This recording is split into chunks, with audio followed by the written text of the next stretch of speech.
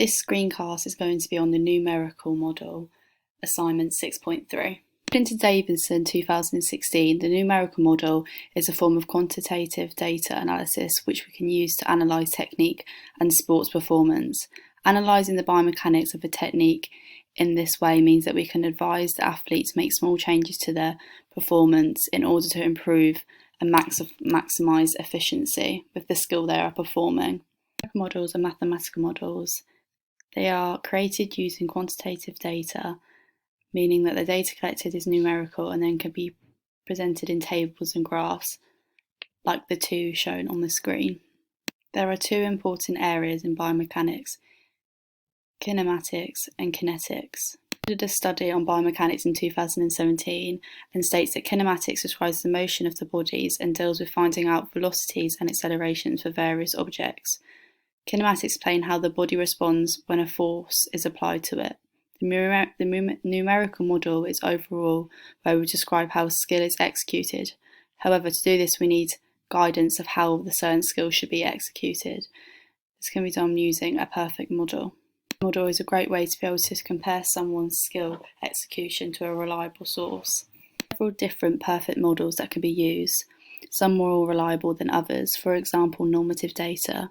Daniel describes normative data, a reference population that establish a baseline distribution for a score or measurement and against which the score or measurement can be compared. Normative data is typically obtained from large, randomly selected representative samples from a wider population. This is a great way of quickly and effectively being able to compare someone's ability against a wider population. However, this type of perfect model may not be accessible for all skills or normative data for that skill. 20-metre sprint, for example. The 30-metre sprint is typically recorded as normative data. However, finding shorter distances or alternative measurements for a certain skill might be difficult and therefore might be harder to find a reliable perfect model to use to compare. Another source of perfect model is using elite specialists. For example, this could be an NBA player. For example, their preferred way of taking a two-point shot. This could be a reliable source because it's coming from someone who is experienced in the sport, has passion in the sport, and therefore is going to deliver the most accurate form of a skill. This could be through platforms such as YouTube or through other social media platforms. Next is peers/other students in the class that may have experience in a sport, for example basketball.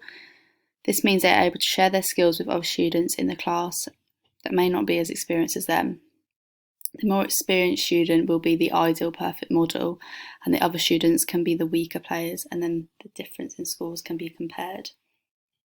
Academic research, which is published through journals, are a great form of reliable sources for a perfect model. They are reliable because they are peer-reviewed. This means that it will be tested by other publishers to see the quality and if it is good enough to make them a credible source to use as a perfect model. There are other sources such as blogs that are specific to certain sports. These are great because they are normally run by people who are passionate about a certain sport. However, these blogs are not reviewed, therefore it's questionable how credible sources these are and how accurate they really are.